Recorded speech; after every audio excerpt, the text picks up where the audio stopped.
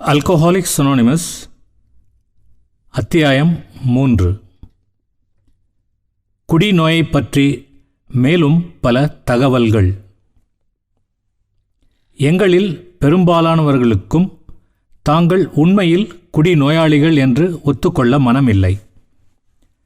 எந்த மனிதனும் தான் மற்ற மனிதர்களிடமிருந்து உடலாலும் மனதாலும் வித்தியாசமானவன் என்பதை ஏற்க விரும்ப மாட்டான். ஆகவே எங்கள் குடி வாழ்க்கையில் பல தடவை நாங்களும் மற்றவர்களைப் போல நிதானம் இழக்காமல் குடிக்க முடியும் என்று நிரூபிக்க வீண் முயற்சிகள் செய்திருக்கிறோம். மிதமிஞ்சி குடிக்கும் ஒவ்வொருவரும் ஒரு நாள் எப்படியோ தன்னாலும் குடிக்கும் அளவை கட்டுப்படுத்தி கொண்டு மதுவை நல்ல முறையில் அனுபவிக்க முடியும் என்ற ஆசைக்கு மேல் ஆசை வைத்திருக்கிறான். இப்படி நடக்க முடியாத ஒரு விஷயத்தில் ஒருவன் விடாத நம்பிக்கை வைத்திருப்பது ஆச்சரியமாக இருக்கிறது. பலர் சாவு அல்லது பைத்தியம் பிடித்தல் என்ற நிலை வரும் வரை இந்த பாதையில் போகிறார்கள். எங்கள் உள்ளத்தின் அடி ஆழத்தில் நாங்கள் குடிநோயாளிகள் என்பதை முழுமையாக ஒப்புக்கொள்ள வேண்டும் என்பதை நாங்கள் அறிந்து கொண்டோம். குணமடைவதற்கு இது முதல் படி. நாங்களும் எல்லோரைப் போலத்தான் அல்லது விரைவில் அப்படி ஆகிவிடுவோம் என்னும் பிரமையை தகர்த்துவிட வேண்டும். குடிநோயாளியாகிய நாங்கள், ஆண்களும் பெண்களும், எங்கள் குடியை ஓரளவிற்குள் வைத்துக்கொள்ளும் சக்தியை இழந்துவிட்டவர்கள். குடிநோயாளியாகிவிட்ட எவரும் இந்த கட்டுப்பாட்டை திரும்ப பெறுவதில்லை என்பது எங்களுக்கு தெரியும். நாங்கள் எல்லோரும் சில சமயங்களில் கட்டுப்பாட்டை திரும்ப பெற்றுக்கொண்டிருப்பதாக நினைப்பதுண்டு. ஆனால் அப்படிப்பட்ட இடைவேளைகள் பெரும்பாலும் சிறிது காலத்திற்கே இருக்கும். தொடர்ந்து கட்டுப்பாடு மேலும் குறைந்துவிடும். நாளடைவில் அது வருந்தத்தக்க, புரிந்து கொள்ள முடியாத தன்னம்பிக்கை இழந்த நிலையில் போய் முடியும். எங்களைப் போன்ற குடிநோயாளிகள் நாளுக்கு நாள் வளர்ந்து கொண்டு போகும் நோயின் பிடியில் சிக்கியிருக்கிறார்கள் என்பதில் யாருக்கும் சந்தேகம் கிடையாது. ஓரளவு நீண்ட காலத்தை எடுத்துக்கொண்டு பார்த்தால் நாங்கள் மோசமாக போவோமே தவிர ஒருபோதும் குணமடைந்து வரமாட்டோம். நாங்கள் கால்களை இழந்துவிட்டவர்களைப் போல எங்களுக்கு புது கால்கள் முளைத்து விடுமா? எங்களைப் போன்ற குடிகாரர்களை மற்ற மனிதர்களைப் போல் ஆக்கிவிடக்கூடிய சிகிச்சை முறை ஏதும் இருப்பதாகவும் தெரியவில்லை. எல்லா விதமான பரிகாரங்களையும் நாங்கள் பரீட்சை செய்து பார்த்தாயிற்று. சில நபர்களுக்கு சிறிது காலத்திற்கு குணம் ஏற்பட்டிருக்கிறது. ஆனால் எப்போதும் அதை தொடர்ந்து முன்னிலும் மோசமான நிலையே உண்டாக்கியிருக்கிறது. குடிவெறி பற்றிய அனுபவம் உடைய மருத்துவர்கள் எல்லோரும் குடிநோயாளிகளை நிதானமாக மது அருந்துவோராக மாற்றுவது முடியாத காரியம் என்பதை ஒப்புக்கொள்வார்கள். அறிவியல் ஒரு நாள் சாதனையை செய்யக்கூடும், ஆனால் இன்று வரை செய்யவில்லை. நாம் என்னதான் சொன்னபோதிலும் குடிநோயாளிகளாக இருப்பவர்கள் பலர் தங்கள் அந்த கூட்டத்தை சேர்ந்தவர்கள் என்று நம்பப் போவதில்லை. எத்தனையோ விதத்தில் தங்களை ஏமாற்றிக்கொண்டும் புதிய பரிசோதனைகளை செய்து பார்த்தும் தாங்கள் விதிவிலக்கானவர்கள், ஆனால் அவர்களை குடிநோயாளி என்று சொல்ல முடியாது என்று நிரூபிப்பார்கள். தன்னுடைய குடியின் அளவை கட்டுப்படுத்த முடியாதவர்கள் யாராவது திசை திரும்பி கண்ணியமாக குடிக்க முடிந்தது என்றால் அவரை பாராட்டுகிறோம். நாங்கள் மற்றவர்களைப் போல நிதானம் தவறாமல் குடிக்க வேண்டும் என்று எவ்வளவு நாட்களாக எவ்வளவு கடும் முயற்சிகள் செய்தோம் என்பது இறைவனுக்குத்தான் தெரியும். நாங்கள் முயற்சி செய்து பார்த்த சில முறைகளை சொல்கிறோம். பீர் மட்டும் குடிப்பது, தனியாக குடிக்காமல் இருப்பது, குடிக்கும் தடவைகளை குறைப்பது, காலையில் குடிக்காமல் இருப்பது, வீட்டில் மட்டும் குடிப்பது, வீட்டில் ஒருபோதும் குடிக்காமல் இருப்பது, வேலை நேரத்தில் குடிக்காமல் இருப்பது, விஸ்கியிலிருந்து பிராந்திக்கு மாறுவது, இயற்கையான ஒயின்களை மட்டும் குடிப்பது, பார்ட்டிகளில் மட்டும் குடிப்பது, வேலை நேரத்தில் குடி போதையில் இருந்தால் வேலையிலிருந்து நீக்கிவிடலாம் என்று ஒப்பந்தம் செய்து கொள்வது, உல்லாச பயணம் போவது, அப்படி போகாமல் இருப்பது, இனிமேல் குடிப்பதில்லை என்று சத்தியம் செய்வது, அதிகமாக உடற்பயிற்சி செய்வது, உயர்ந்த உணர்வுகளையூட்டும் புத்தகங்களை படிப்பது, ஆரோக்கிய நிலையங்களுக்கு போவது, மனநல காப்பகங்களில் சரணடைவது, இப்படி எண்ணற்ற முறைகளை முயற்சித்தோம். நாங்கள் யாரையும் குடிநோயாளி என்று முத்திரை குத்த விரும்பவில்லை. ஆனால் நீங்களே உங்களை எளிதில் பரிசோதனை செய்து பார்த்து கொள்ளலாம். அருகில் இருக்கும் மதுக்கடைக்கு போங்கள். அளவோடு குடிக்க முயலுங்கள். குடிக்க தொடங்கிவிட்டு சட்டென்று நிறுத்த முயலுங்கள். சில தடவைகள் அப்படி செய்து பாருங்கள். இந்த விஷயத்தில் உங்களை நீங்களே ஏமாற்றிக் கொண்டிருக்கிறீர்களா இல்லையா என்பதை தெரிந்து கொள்ள அதிக நாளாகாது. இந்த பரிசோதனையின் போது குடிபோதையில் சிக்கி ஆடக்கூடிய ஆபத்து இருந்த போதிலும் அதனால் உங்கள் நிலைமை பற்றி நீங்கள் பரிபூர்ணமாக தெரிந்து கொள்ள முடியுமானால் இதை செய்து பார்க்கலாம். தான் இதை நிரூபிக்க முடியாதென்றாலும் குடிப்பழக்கம் ஏற்பட்ட தொடக்கத்தில் நினைத்திருந்தால் எங்களில் பெரும்பான்மையோர் குடியை நிறுத்தியிருக்கலாம் என்றே நம்புகிறோம். ஆனால் இதில் கஷ்டம் என்னவென்றால், துரதிருஷ்டவசமாக காலம் கடக்கும் முன் குடியை நிறுத்திவிட வேண்டும் என்று விரும்புகிறவர்கள் அரிது. குடிநோயின் திட்டவட்டமான அடையாளங்கள் தெரிந்தவுடனேயே குடியை நிறுத்திவிட வேண்டும் என்று ஆசை பலமாக இருந்தபடியால் நீண்ட காலத்திற்கு மதுவை நிறுத்திவிட்ட சிலரை பற்றி கேள்விப்பட்டிருக்கிறோம். இதோ ஒரு உதாரணம். ஒரு 30 வயது ஆண் ஒருவர் குடித்து களியாட்டம் போடுவதில் பெரிதும் ஈடுபட்டிருந்தார். இந்த களியாட்டங்களுக்கு பிறகு காலையிலேயே நடுக்கம் வந்துவிடும். இதை நிறுத்த மேலும் குடிப்பார். வியாபாரத்தில் வெற்றியடைய வேண்டுமென்று அவருக்கு பேராவல். ஆனால் தாம் குடிப்பதாயிருந்தால் தமக்கு வெற்றி வாய்ப்பே கிடையாது என்பதை அவர் கண்டார். குடிக்கத் தொடங்கிவிட்டால் அவரால் கட்டுப்படுத்தவே முடியாது. வியாபாரத்தில் ஓய்வு பெறும் வரை ஒரு சொட்டு மது கூட அருந்துவதில்லை என்று அவர் தீர்மானம் செய்து கொண்டார். அவர் ஓர் அசாதாரண ஆள். 25 ஆண்டுகள் அவர் மதுவை எட்டியே பார்க்கவில்லை. வெற்றிகரமான சந்தோஷமான வியாபார வாழ்க்கைக்கு பின் 55வது வயதில் அவர் ஓய்வு பெற்றார். அதன்பின் அநேகமாக எல்லா குடிநோயாளிகள் செய்யும் பிழையை அவரும் செய்தார். நீண்ட காலம் குடிக்காமலும் சுய கட்டுப்பாட்டுடனும் தான் இருந்தபடியால் தம்மால் மற்றவர்களைப் போல மது அருந்த முடியும் என்று நம்பினார். குடியுடன் கூடிய சுகமான ஓய்வை அனுபவிக்கத் தொடங்கினார். 2 மாதத்தில் குழம்பிப்போய் அவமானப்பட்ட நிலையில் மருத்துவமனையில் தஞ்சமடைந்தார். மருத்துவமனைக்கு போய்கொண்டிருக்கிற காலம் அவர் தம் குடியை ஒரு ஒழுங்கிற்கு கொண்டு வர முயன்றார். பிறகு தன் சக்தியையெல்லாம் திரட்டிக்கொண்டு குடியை அடியோடு விட்டுவிட முயன்றார்.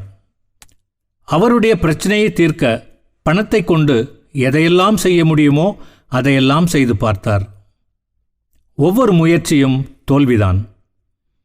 வேலையிலிருந்து ஓய்வு பெறும்போது நல்ல திடகாத்திரமாக இருந்தார். வெகு விரைவிலேயே அவருடைய ஆரோக்கியம் சின்னாபின்னமாக போய்விட்டது. 4 ஆண்டுகளில் அவர் கதை முடிந்தது. இவருடைய வாழ்விலிருந்து நாம் ஒரு நல்ல பாடம் படிக்கிறோம். நம்மில் பலர் நீண்ட காலத்திற்கு நிதானம் தவறாமல் இருந்துவிட்டால் அதன்பின் நாம் எல்லோரையும் போல் மது அருந்தலாம் என்று நம்பிக்கொண்டிருந்தோம். இதோ இவரை பாருங்கள். 30 வயதில் மதுவை விட்டபோது எந்த நிலையில் இருந்தாரோ அதே நிலையில்தான் 55லும் இருந்திருக்கிறார். ஒரு தரம் குடிநோயாளியாகிவிட்டால் எப்போதும் குடிநோயாளிதான் என்னும் உண்மை மீண்டும் நிரூபணமானதை பார்க்கிறோம். கொஞ்ச காலம் குடிமயக்கம் இல்லாமல் இருந்துவிட்டு குடிக்க தொடங்கிய சிறிது காலத்திற்குள் பழைய மோசமான நிலைக்கே வந்து விடுகின்றோம்.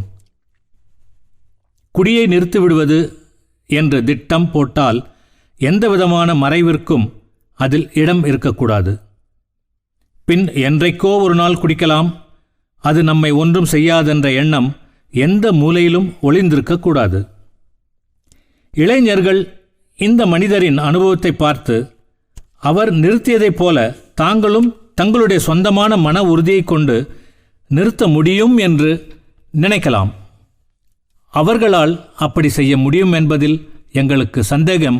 ஏனென்றால் ஒருவரும் உண்மையாகவே நிறுத்த விரும்ப மாட்டார்கள். ஏற்கனவே மனதில் ஏற்பட்டுவிட்ட பாதிப்பு காரணமாக யாரும் அந்த முயற்சியில் வெற்றி பெறுவது அரிது. எங்கள் இயக்கத்தை சேர்ந்த பலர் 30 அதற்கு குறைந்த வயதும் உடையவர்கள். சில ஆண்டுகளே குடித்து பழகியவர்கள். இவர்களும் 20 ஆண்டுகளாக குடித்து கொண்டிருந்தவர்களைப் போலவே ஒன்றும் செய்ய முடியாதவர்களாக போய்விட்டார்கள். கடுமையாக பாதிக்கப்படுவதற்கு ஒருவன் நீண்ட நாள் குடிக்க வேண்டியதில்லை. எங்களில் சிலரைப் போல நிறைய குடிக்க வேண்டியதும் இல்லை. இது குறிப்பாக பெண்கள் விஷயத்தில் உண்மையாகும்.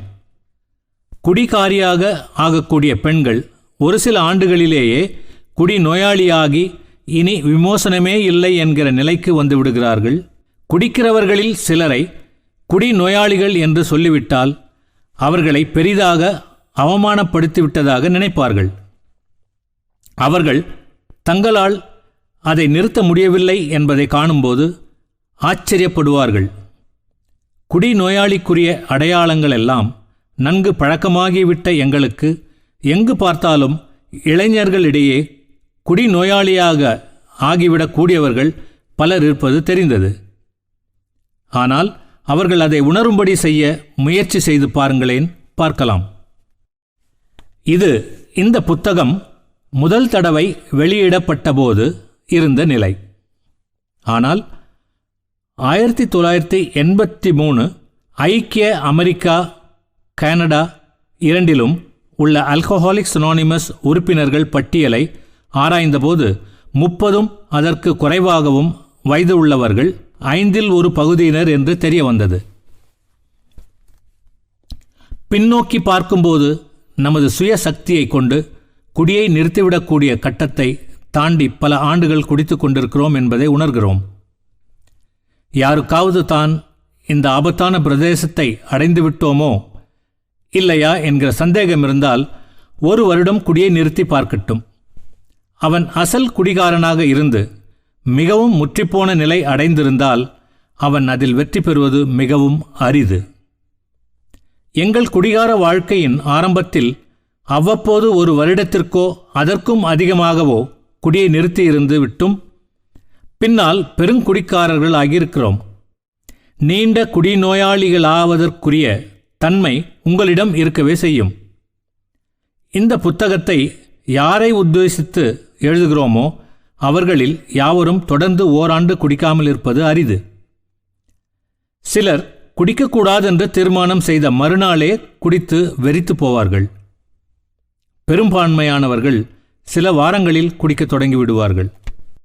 மிதமாக குடிக்க முடியாதவர்களுக்கு முற்றிலும் குடியை விட்டுவிடுவது எப்படி என்பதே பிரச்சனை. இதை சொல்லும்போது இதை படிப்பவர் குடியை விட வேண்டுமென்று விரும்புகிறார் என்று வைத்துக்கொண்டு சொல்கிறோம். அவர்கள் ஒரு ஆன்மீக அடிப்படை இல்லாமல் குடியை நிறுத்த முடியுமா என்பது, குடிப்பதா வேண்டாமா என்பதை முடிவு செய்யும் சக்தியை எந்த அளவிற்கு அவர் இழந்து விட்டிருக்கிறார் என்பதை பொறுத்திருக்கிறது. எங்களில் பலர் எங்களுக்கு நல்ல மனோதிடம் இருக்கிறது என்று நினைத்து கொண்டிருந்தோம். குடியை அறவே விட்டுவிட வேண்டும் என்று ஆசை மிக பலமாக இருந்தது. அப்படி இருந்தும் எங்களால் நிறுத்த முடியவில்லை. நாங்கள் அறிந்தவரை குடிப்பழக்கத்தில் புரிந்து கொள்ள முடியாத அம்சம் இதுதான். குடியை நிறுத்த வேண்டியது எவ்வளவு அவசியமாக இருந்த போதிலும், நிறுத்த வேண்டுமென்று விரும்பிய போதிலும் அதை செய்ய முடியாமல் இருப்பதுதான். இப்படி இருக்கும்போது எங்கள் வாசகர்கள் தாங்கள் எங்களை சார்ந்தவர்கள்தானா என்பதை அவர்களே நன்கு உணர்ந்து ஒரு முடிவிற்கு வர நாங்கள் எப்படி உதவி செய்வது? சிறிது காலத்திற்கு குடிக்காமல் இருந்து பார்ப்பது உதவியாக இருக்கக்கூடும். ஆனால் குடியினால் துன்பப்படுகிறவர்களுக்கும் ஒருவேளை மருத்துவர்களுக்கும் கூட அதைவிட பெரிய தொண்டு ஒன்று எங்களால் செய்ய முடியும் என்று நாங்கள் நினைக்கிறோம். குடியை நிறுத்தியவர் மீண்டும் குடிக்கத் தொடங்கும் முன் அவருடைய மனநிலை எப்படியெல்லாம் இருக்கும் என்பதை விவரிக்கிறோம். ஏனென்றால் அதுதான் இந்த பிரச்சனையின் உயிரான அம்சம். முரட்டு துணிச்சலுடன் முதல் கோப்பை அனுபவத்தை மீண்டும் மீண்டும் தொடங்கும் குடி நோயாளியின் மனதில் எந்தவிதமான சிந்தனை ஆதிக்கம் செலுத்துகிறது? விவகாரத்திலோ திவாலாவிலோ கொண்டு விடும்படியாக குடித்து களியாட்டம் ஆடிய பின் நண்பர்கள் அவனிடம் அவன் செய்த காரியம் எப்படி தவறானது என்று எடுத்துக்காட்ட முயன்றபோது அவன் நேரே மதுக்கடைக்கு நடப்பதைக் கண்டு அவர்கள் ஒன்றும் புரியாது தவிக்கிறார்கள். அவன் ஏன் அப்படி செய்கிறான்? எதை பற்றி அவன் நினைத்து கொண்டிருக்கிறான்? நமது முதல் உதாரணத்தை எடுத்துக்கொள்வோம். இந்த நபரை ஜிம் என்று அழைக்கலாம். இந்த மனிதனுக்கு அழகான மனைவி இருக்கிறாள், குடும்பம் இருக்கிறது. அவர் ஒரு மோட்டார் கம்பெனியில் ஏஜென்சி எடுத்திருந்தார். நல்ல வருமானம், உலகப் போரில் நல்ல சேவை செய்து சான்றிதழ் இருந்தது. நல்ல விற்பனையாளர், எல்லோரும் அவரை விரும்புகிறார்கள். நல்ல புத்திசாலி. நாங்கள் பார்த்த அளவில் மற்றவர்களிடமிருந்து அவர் எந்த விதத்திலும் வித்தியாசமாக இல்லை. எளிதில் உணர்ச்சி வசப்படக்கூடியவர், அவ்வளவுதான். 35 வயது வரை அவர் குடித்ததே இல்லை. சில ஆண்டுகளில் குடி வெறியில் இருக்கும்போது கட்டுக்கடங்காதவராகி மனநல காப்பகத்திற்கு கட்டாயமாக அனுப்பும்படியாக ஆகிவிட்டது. அங்கிருந்து வெளிவந்ததும் எங்களுடன் அவருக்கு தொடர்பு ஏற்பட்டது. குடிநோயாளி பற்றி எங்களுக்கு தெரிந்ததையும் அதற்கு நாங்கள் கண்டுள்ள விடையையும் அவருக்கு சொன்னோம். எங்களுடைய முறையை பின்பற்றத் தொடங்கினார். அவருடைய குடும்பம் மீண்டும் ஒன்று சேர்ந்தது. குடி காரணமாக அவர் இழந்துவிட்ட அவருடைய பழைய வியாபாரத்தில் விற்பனையாளராக வேலை கிடைத்தது. சிறிது காலத்திற்கு எல்லாம் நன்றாக போய்க் கொண்டிருந்தது. ஆனால் அவர் தம்முடைய ஆன்மீக வாழ்வை விரிவுபடுத்த தவறிவிட்டார். திடீரென்று அடுத்தடுத்து 5-6 முறை போதை உண்டாகும்படி குடித்துவிட்டார். அவர் திகிலடைந்தார். இவ்வாறு நேர்ந்த ஒவ்வொரு தடவையும் நாங்கள் அவருடன் வேலை செய்தோம். அவருக்கு நேர்ந்ததை கவனமாக ஆராய்ந்தோம். அவர்தாம் குடிநோயாளி என்பதையும் மிகவும் மோசமான நிலையில் இருப்பதையும் ஒப்புக்கொண்டார். அவர் குடியை நிறுத்தாவிட்டால் மனநல காப்பகத்திற்கு போக வேண்டியிருக்கும் என்பதை அவர் உணர்ந்தார். அதற்கு மேலாக அவர் தம்முடைய ஆழ்ந்த பாசம் வைத்திருந்த குடும்பத்தை இழக்க வேண்டியிருக்கும் என்பதும் அவருக்கு தெரியும். இவ்வளவெல்லாம் இருந்தும் அவர் திரும்பவும் மிதமிஞ்சி குடித்தார். எப்படி அவர் குடிக்க நேர்ந்தது என்று விளக்கமாக கூறும்படி கேட்டோம். அவர் சொன்னது இதுதான். செவ்வாய்க்கிழமை காலை நான் வேலைக்கு வந்தேன். நான் ஒரு காலத்தில் முதலாளியாக இருந்த ஒரு கம்பெனிக்கு இப்பொழுது விற்பனையாளராக இருக்க வேண்டியிருப்பதை நினைத்தபோது எனக்கு எரிச்சல் உண்டாயிற்று. முதலாளியிடம் சிறிது வாய் வார்த்தை ஏற்பட்டது. ஆனால் பெரிதாக ஒன்றுமில்லை. பிறகு கிராமப்புறத்திற்கு போய் அங்கு கார் வாங்க உத்தேசித்திருந்த ஒருவரை பார்க்க விரும்பினேன். வழியில் பசி எடுக்கவே ரோட்டின் ஓரமுள்ள ஒரு உணவு விடுதிக்குள் நுழைந்தேன். அங்கே மதுவும் விற்கிறார்கள். எனக்கு குடிக்கும் உத்தேசமே கிடையாது. ஒரு ரொட்டி துண்டு சாப்பிடலாம் என்றுதான் போனேன். அங்கு கார் வாங்கக்கூடியவர் யாரையாவது சந்திக்கக்கூடும் என்றும் ஒரு நினைப்பு இருந்தது. ஏனென்றால் நான் அந்த இடத்திற்கு பல ஆண்டுகளாக போய்க் கொண்டிருந்தேன். நான் குடிக்காமல் நிதானமாக இருந்த மாதங்களில் பல தடவைகள் அங்கு சாப்பிட்டிருக்கிறேன். ஒரு மேசை அருகே உட்கார்ந்து ஒரு ரொட்டி துண்டும் ஒரு கோப்பை பாலும் சாப்பிட்டேன். இப்போது கூட மதுவை பற்றி நினைக்கவே இல்லை. இன்னொரு ரொட்டி துண்டும் பாலும் தரும்படி கேட்டேன். திடீரென்று முழு வயிற்றில் பாலில் ஒரு அவுன்ஸ் விஸ்கி விட்டு சாப்பிட்டால் ஒன்றும் செய்துவிடாது என்ற எண்ணம் என் மனதில் தோன்றியது. உடனே கொஞ்சம் விஸ்கி வாங்கி பால் ஊற்றி கொண்டேன். நான் அவ்வளவு புத்திசாலித்தனமாக நடந்து கொள்ளவில்லை என்று எங்கோ சிறிது உறுத்தியது. இருந்தாலும் வயிறு நிறைய சாப்பிட்டுவிட்டு அதற்கு மேல் குடிப்பதால் அந்த விஸ்கி ஒன்றும் செய்யாது என்று என்னையே சமாதானப்படுத்தி கொண்டேன். என்னுடைய இந்த பரிசோதனை மிகவும் நல்லபடியாக போய்கொண்டிருந்தபடியால் இன்னொரு விஸ்கிக்கு ஆர்டர் கொடுத்து மேலும் கொஞ்சம் பால் வாங்கி அதில் ஊற்றினேன். அதனால் தொல்லை உண்டாவதாக தெரியவில்லை. ஆகவே இன்னும் கொஞ்சம் ஊற்றிக்கொண்டேன். ஜிம் மறுபடியும் மனநல காப்பகத்திற்கு போக நேர்ந்தது. இப்படித்தான் தொடங்கியது சிறைக்கு போகக்கூடிய அபாயம், குடும்பத்தையும் சமூக அந்தஸ்தையும் இழக்கும் அபாயம். இத்தனையும் அதில் இருந்தது. குடிப்பது எப்போதுமே அவருடைய மனதுக்கும் உடலுக்கும் பெரும் வேதனை அளித்தது என்பது ஒரு புறம் இருந்தது. தாம் குடிநோயாளி என்பதும் குடிகாரனாக இருப்பதால் என்ன என்பதும் அவருக்கு நன்றாக தெரியும். ஆனால் என்ன ஆச்சரியம், குடிக்கக்கூடாது என்பதற்காக அத்தனை காரணங்களையும் உதறி தள்ளிவிட்டு பாலோடு கலந்து விட்டதனால் மட்டும் விஸ்கியை குடிக்கலாம் என்னும் முட்டாள்தனமான கருத்தை ஏற்றுக்கொண்டார். அந்த வார்த்தைக்கு திட்டவட்டமான அர்த்தம் என்னவோ நாங்கள் இதை வடிகட்டின பைத்தியக்காரத்தனம் என்றுதான் சொல்வோம். ஒரு நிதானமில்லாத, நேர்பட சிந்திக்க முடியாத இந்த தன்மையை வேறு எப்படி சொல்வது? இதோ ஏதோ தப்பித்தவறி நடக்கிற உதாரணம் என்று நீங்கள் நினைக்கலாம். எங்களுக்கு இது வரிந்து கொண்டு வரப்பட்ட உதாரணமாக படவில்லை. ஏனென்றால் நாங்கள் எல்லோரும் இந்த பாணியில்தான் நினைத்தோம். சில சமயங்களில் குடிப்பதன் பின் விளைவுகளை பற்றி ஜிம்மை விட நாங்கள் அதிகமாக சிந்தித்து பார்த்திருக்கிறோம். எங்களுடைய தெளிவான சிந்தனை ஓட்டத்துடனே இந்த செயலும் நடக்கும். முதல் கோப்பையை குடிப்பதற்கு பைத்தியக்காரத்தனமான ஒரு நொண்டி சாக்கும் கூடவே தோன்றும். இது மனதின் ஒரு வினோத போக்காகவே தோன்றுகிறது. குடிக்கக்கூடாது என்பதற்கான எங்களுடைய அழுத்தமான காரணங்கள் எல்லாம் எங்களை கட்டுப்படுத்த சக்தியற்று போய்விடும். அந்த பைத்தியக்கார எண்ணமே வெற்றி பெறும். மறுநாள் எப்படி அது மறந்துவிட்டது, எப்படி நடக்க முடிந்தது என்று உண்மையாகவே உள்ளத்தில் ஆழத்திலிருந்தே எங்களையே கேட்டுக்கொள்வோம். சில சமயங்களில் குடித்து போதை உண்டாக வேண்டுமென்றே போய் குடித்திருக்கிறோம். நரம்பு அதிர்ச்சி, கோபம், கவலை, உள்ளச்சோர்வு, பொறாமை இக்காரணங்களால் குடித்திருப்போம்.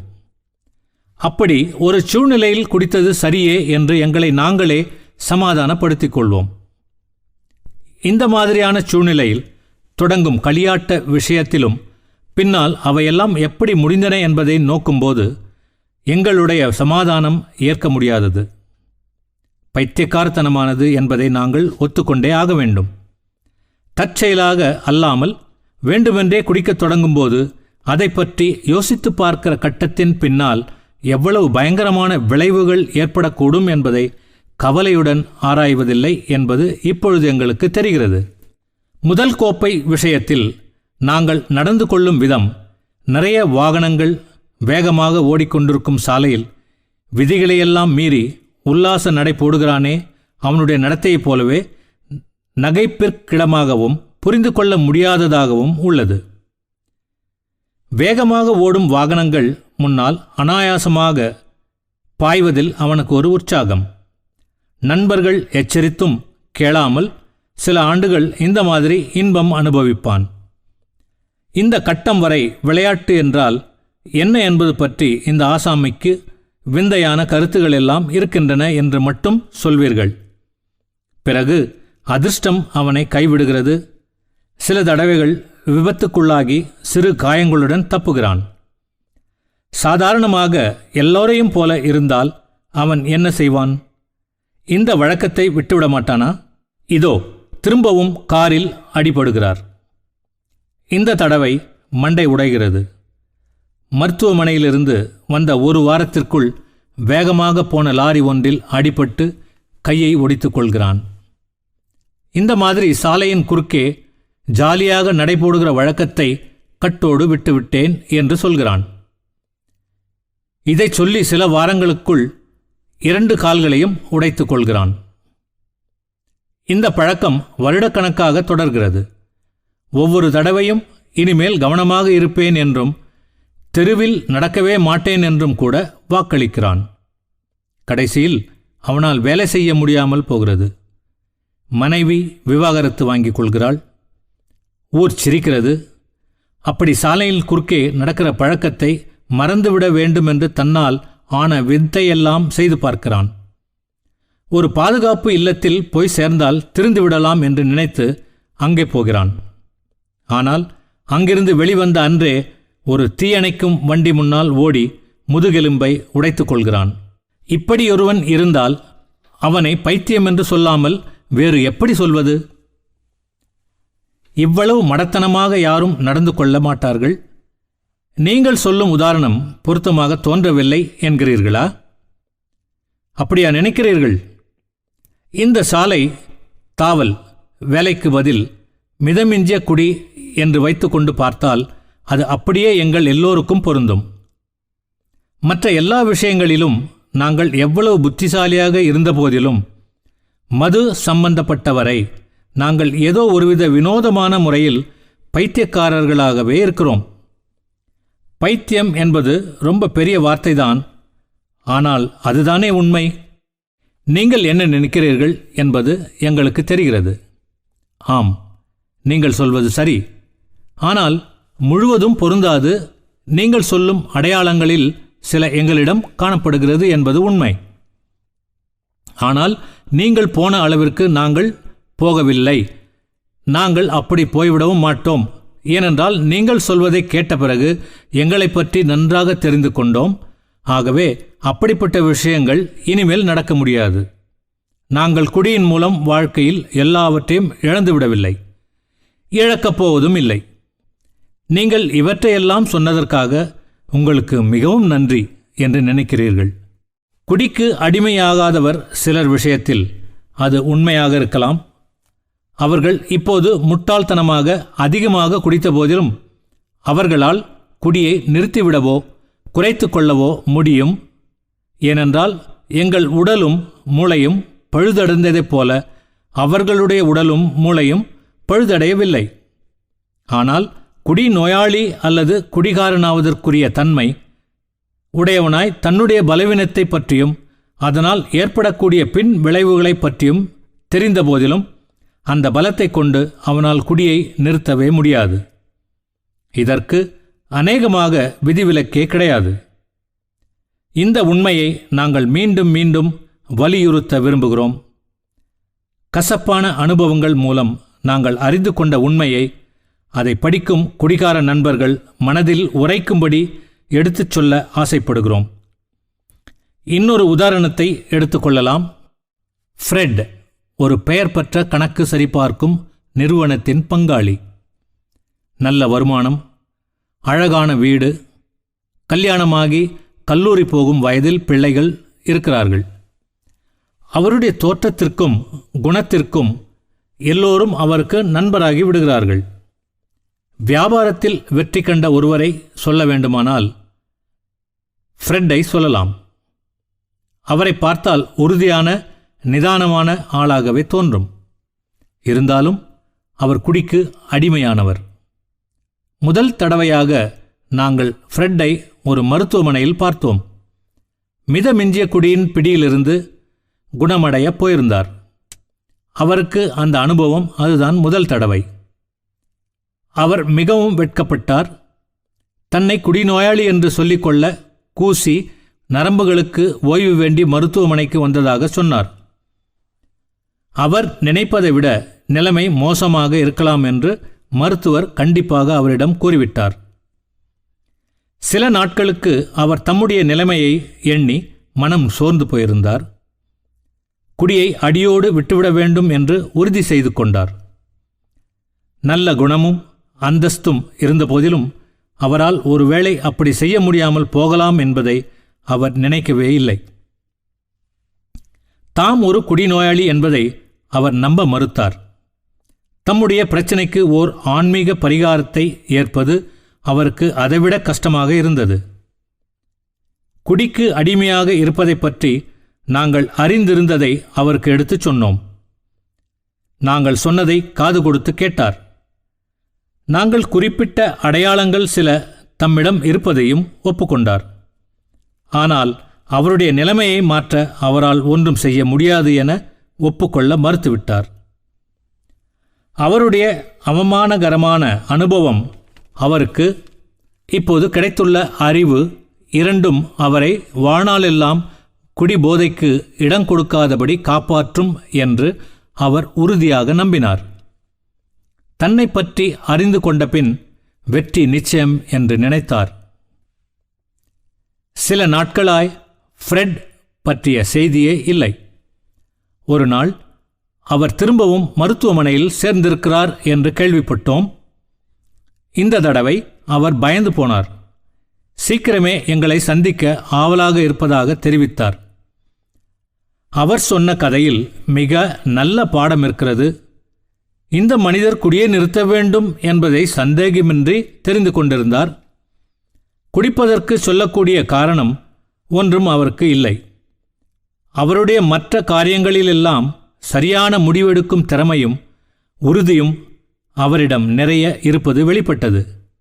அப்படியிருந்தும் மது விஷயத்தில் படு தோல்வியடைந்தார். அதை பற்றி அவரே சொல்லட்டும். குடிக்கு அடிமையாவது பற்றி நீங்கள் எடுத்துச் சொன்னவையெல்லாம் மிகவும் சரியென்று எனக்கு பட்டது. நான் மீண்டும் குடிப்பேன் என்று நான் உண்மையாகவே நம்பவில்லை. முதல் கோப்பையை குடிக்க செய்கிற நுட்பமான பைத்தியக்கார குணத்தை பற்றிய உங்கள் கருத்துக்கள் நன்றாக இருந்தன. ஆனால் எனக்கு ஏற்பட்ட அனுபவத்திற்கு பிறகு நான் அந்த பைத்தியக்காரத்தனத்திற்கு இடம் கொடுக்க மாட்டேன் என்று உறுதியாக நம்பினேன். நீங்கள் எட்டிவிட்ட நிலையை நான் எட்டவில்லை என்றும், என்னுடைய மற்ற சொந்த பிரச்சனைகளையெல்லாம் வெற்றிகரமாக சமாளித்திருக்கிறேன் என்றும், ஆகவே நீங்கள் எல்லாம் தோல்வியடைந்த விஷயத்தில் நான் வெற்றி பெறுவேன் என்றும் காரணம் காட்டிக்கொண்டேன். நான் தன்னம்பிக்கையுடன் இருப்பது நியாயமே. கவனமாக இருந்து மன உறுதியை பயன்படுத்தினால் ஒன்றும் நடந்துவிடாது என்று நான் நம்பினேன். இந்த மனநிலையில் நான் என்னுடைய காரியங்களை கவனித்துக் கொண்டிருந்தேன். கொஞ்ச காலம் எல்லாம் நல்லபடியாக நடந்து கொண்டிருந்தது. நண்பர்கள் குடிக்க அழைத்தால் மறுத்துவிடுவது எனக்கு கஷ்டமாக இல்லை. ஒரு சின்ன விஷயத்திற்காக அளவுக்கு அதிகமாக சிரமம் எடுத்துக்கொள்கிறேனே என்று நினைக்கத் தொடங்கினேன். ஒரு நாள் கணக்கு சம்பந்தமாக அரசாங்க இலாக்கா ஒன்றிற்கு ஒரு சாட்சியம் கொடுக்க வாஷிங்டனுக்கு போனேன். அப்போது குடியை நிறுத்தியிருந்தேன். அப்படி நிறுத்தியிருந்த அந்த சமயத்திலும் அதற்கு முன்பும் வெளியிடங்களுக்கு போயிருக்கிறேன். ஆகவே அதில் புதுமை ஒன்றுமில்லை. உடல் நலம் நன்றாக இருந்தது. அவசரமான பிரச்சனைகளோ கவலைகளோ ஒன்றுமில்லை. வியாபாரம் நன்றாக நடந்து வந்தது. நான் திருப்தியோடு இருந்தேன். என்னுடைய பங்காளிகளுக்கும் திருப்தியாக இருக்கும் என்பதும் தெரியும். அன்று எல்லா காரியங்களும் கனகச்சிதமாக முடிந்திருந்தன. கெட்ட அடையாளம் ஒன்றுமில்லை. நான் தங்கியிருந்த உணவு விடுதிக்கு போய் இரவு உணவு அருந்த தயாரானேன். சாப்பிடும் அறையுள் காலடி வைக்கும்போது இரவு உணவுடன் மதுவும் இருந்தால் நன்றாக இருக்கும் என்று நினைத்து கொண்டேன். அவ்வளவுதான். ஒரு கோப்பை மதுவும் சாப்பாடும் கொண்டு வரும்படி கூறினேன். பிறகு இன்னொரு கோப்பை மது கொண்டு வரச் சொன்னேன். சாப்பிட்டு விட்டு உலவி வரலாம் என்று போனேன். உணவு விடுதிக்கு திரும்பி வந்து படுக்கப் போகும்போது ஒரு விஸ்கியும் சோடாவும் குடித்தால் நன்றாக இருக்குமே என்று எண்ணம் தோன்றியது. பாருக்குள் நுழைந்து ஒரு விஸ்கியும் சோடாவும் குடித்தேன். அன்று இரவும் மறுநாள் காலையும் மேலும் குடித்தது நினைவிருக்கிறது. நியூயார்க்கிற்கு போகும் விமானத்தில் இருந்து விமான நிலையத்தில் என் மனைவி வராமல் அறிமுகமான வாடகை கார் ஓட்டும் ஒருவர் வந்திருந்தது. எல்லாம் ஏதோ நிழல் போல நினைவுக்கு வருகின்றன. பல நாட்களுக்கு அந்த ஓட்டுநர் என்னை அங்கும் இங்கும் அழைத்துச் சென்றார். நான் எங்கே போனேன், என்ன செய்தேன் என்று ஒன்றும் சரியாக நினைவில் இல்லை. கடைசியில் மருத்துவமனை, அதோடு தாங்க முடியாத மனவேதனையும் உடல் வேதனையும் தான் மிச்சம். சிந்திக்கக்கூடிய சக்தி திரும்பவும் வந்ததும் வாஷிங்டனில் அன்று மாலையில் நடந்ததை கவனமாக நினைத்து பார்த்தேன். நான் விழிப்புடன் இருக்கவில்லை என்பது மட்டுமல்ல, முதல் கோப்பையை குடிப்பதற்கு முன் அந்த எண்ணத்தை எதிர்த்து நான் போராடவே இல்லை. இந்த தடவை அதனால் ஏற்படக்கூடிய பின் விளைவுகளை பற்றி நான் சிந்திக்கவில்லை. மது ஏதோ சுக்கு காப்பி என்பது போல் நான் அலட்சியமாக குடிக்கத் தொடங்கியிருக்கிறேன். என்னுடைய குடிகார நண்பர்கள் சொல்லியிருந்த வார்த்தைகள் என் நினைவிற்கு வந்தன. எனக்கு குடிகாரர் மனம் இருந்ததால் குடிக்கத் தூண்டும் சந்தர்ப்பம் வரவே செய்யும். நான் மீண்டும் குடிப்பேன் என்று அவர்கள் சோதிடம் கூறியிருந்தார்கள். நான் அந்த எண்ணத்தை எதிர்த்தாலும் கூட ஒரு நாள் குடிப்பதற்கு சாதகமாக ஒரு அற்ப காரணம் கிடைக்கும்போது என்னுடைய எதிர்ப்பு விழுந்துவிடும் என்று அவர்கள் சொல்லியிருந்தார்கள். அவர்கள் சொன்னபடியே நடந்தது. அதற்கு மேலும் போய்விட்டது. ஏனென்றால் குடிபோதையை பற்றி நான் தெரிந்து வைத்திருந்ததெல்லாம் என் நினைவிற்கு வரவே இல்லை. அந்த நிமிஷத்திலிருந்து எனக்கு குடிகாரனின் மனம் இருக்கிறது என்பதை தெரிந்து கொண்டேன். மனம் வேலை செய்யாத அந்த வெற்றிடத்தில் மன உறுதியும் தன்னிலை பற்றிய அறிவும் பயன்படாது என்பதை கண்டேன். அதற்கு முன் தன்னுடைய பிரச்சினைக்கு தீர்வு காண முடியவில்லை என்று சொன்னால் என்னால் அவர்களை புரிந்து கொள்ள முடியாது. இப்போது எனக்கு புரிந்தது. அது எனக்கு ஒரு பெரிய அடி. ஆல்கஹாலிக்ஸ் அனானிமஸை சேர்ந்த 2 பேர் என்னை பார்க்க வந்தார்கள். அவர்கள் என்னை பார்த்து சிரித்தனர். அது எனக்கு அவ்வளவாக பிடிக்கவில்லை. பிறகு நான் என்னை ஒரு குடி நோயாளி என்று நினைக்கிறேனோ, இந்த தடவை நான் உண்மையாகவே தோல்வியடைந்து விட்டேனோ என்று கேட்டார்கள். 2ஐயும் ஒத்துக்கொண்டேன். நான் வாஷிங்டனில் காட்டியது போன்ற குடிகார மனப்பான்மை நம்பிக்கை இழக்கக்கூடிய நிலைமையை காட்டுகிறது என்பதை எடுத்துக்காட்ட வண்டியாக சான்றுகள் காட்டினார்கள். அவர்களுடைய சொந்த அனுபவத்திலிருந்து பல உதாரணங்களை எடுத்துச் சொன்னார்கள். அவர்கள் சொன்னதையெல்லாம் கேட்டபோது நானாகவே நிலைமையை சமாளித்துக் கொள்ளலாம் என்று எனக்கிருந்த கடைசி துளி நம்பிக்கையும் போய்விட்டது. பிறகு அவர்கள் இந்த பிரச்சனைக்குரிய ஆன்மீக விடையையும் திட்டத்தையும் விளக்கினார்கள். அவர்களிலே 100கணக்கானவர் அதை பின்பற்றி வெற்றியடைந்திருப்பதாகவும் சொன்னார்கள். நான் பெயருக்கு கோவிலுக்கு போகிற ஆளாக இருந்தபோதிலும் அவர்களுடைய யோசனைகளை ஏற்றுக்கொள்வதில் என் பகுத்தறிவிற்கு ஒரு கஷ்டமும் இருக்கவில்லை. ஆனால் அவர்களுடைய செயல் திட்டம் முற்றிலும் அறிவுக்கு பொருத்தமாக இருந்தபோதிலும் கடுமையாக இருந்தது. வாழ்நாள் எல்லாம் நான் கொண்டிருந்த கருத்துக்களை கைவிட வேண்டியிருந்தது. அது எளிதாக இல்லை. ஆனால் அவர்களுடைய அந்த யோசனைப்படி நடப்பது என்று உறுதி செய்த உடனேயே என்னுடைய குடிகார நிலையிலிருந்து விடுதலை அடைந்தது போல் ஓர் உணர்வு ஏற்பட்டது. அந்த உணர்வு சரி என்று பின்னால் நிரூபணமாயிற்று. ஆன்மீக தத்துவங்கள் என்னுடைய எல்லா பிரச்சனைகளையும் தீர்த்துவிடும் என்று நான் கண்டுபிடித்ததும் அதே அளவு முக்கியமானதாகும். அதிலிருந்து நான் ஒரு புதிய வாழ்க்கை முறைக்கு வழிகாட்டப்பட்டுள்ளேன். இந்த வாழ்வு நான் முன் வாழ்ந்த வாழ்வை விட கோடி மடங்கு அதிக சந்தோஷமானதாக உள்ளது. அதிக பயனுள்ளதாகவும் இருக்கிறது என்பது என் நம்பிக்கை. நான் முன்பு வாழ்ந்த முறை மோசமானது என்று சொல்ல முடியாது. ஆனால் அவ்வாழ்வின் மிகச்சிறந்த நேரங்களும் இன்றைய வாழ்வின் மிக மோசமான நேரங்களுக்கு இணையாகாது. பழைய வாழ்க்கைக்கு திரும்ப முடியும் என்றாலும் கூட நான் அதை செய்ய மாட்டேன். ஃப்ரெட்டின் கதைக்கு விளக்கம் தேவையில்லை. அவரை போன்ற ஆயிரக்கணக்கானவர்களுக்கு இக்கதை மனதில் பதியும் என்று நாங்கள் ஆசையோடு நம்புகிறோம். குடிநோயால் வரும் துன்பங்களில் ஒரு துளியே அனுபவித்துள்ளனர். ஆனால் பல குடிநோயாளிகளுக்கு தங்களுடைய பிரச்சனைகளை தீர்க்க உண்மையாகவே முயல வேண்டுமானால் இதைவிடவும் மோசமாக அடி வாங்க வேண்டியிருக்கும். பல மருத்துவர்களும் மனநோய் நிபுணர்களும் எங்களுடைய முடிவுகளை ஏற்றுக்கொள்கிறார்கள். இப்படிப்பட்ட நிபுணர்களில் ஒருவர் உலக புகழ்பெற்ற ஒரு மருத்துவமனையில் வேலை செய்கிறவர். சமீபத்தில் எங்களில் சிலரிடம் இவ்வாறு கூறினார். சாதாரணமாக குடிநோயாளி ஒருவனுடைய நிலை பொதுவாக நம்பிக்கைக்கு இடமில்லாத ஒன்று என்று நீங்கள் சொல்வது சரி என்பதே என்னுடைய அபிப்பிராயம். உங்களின் 2 பேருடைய கதையை கேட்டபோது இறைவன் உதவி செய்தாலன்றி உங்களுடைய நிலைமை 100% நம்பிக்கைக்கு இடமில்லாத ஒன்று என்பதை பற்றி எனக்கு சிறிதளவும் சந்தேகமில்லை. உங்களுடைய அந்த நிலையில் மருத்துவமனையில் சேர வந்திருந்தால் உங்களை உள்ளே எடுத்திருக்க மாட்டேன். உங்களைப் போன்றவர்களுடைய நிலையை எண்ணினால் மிகுந்த வேதனை உண்டாகிறது.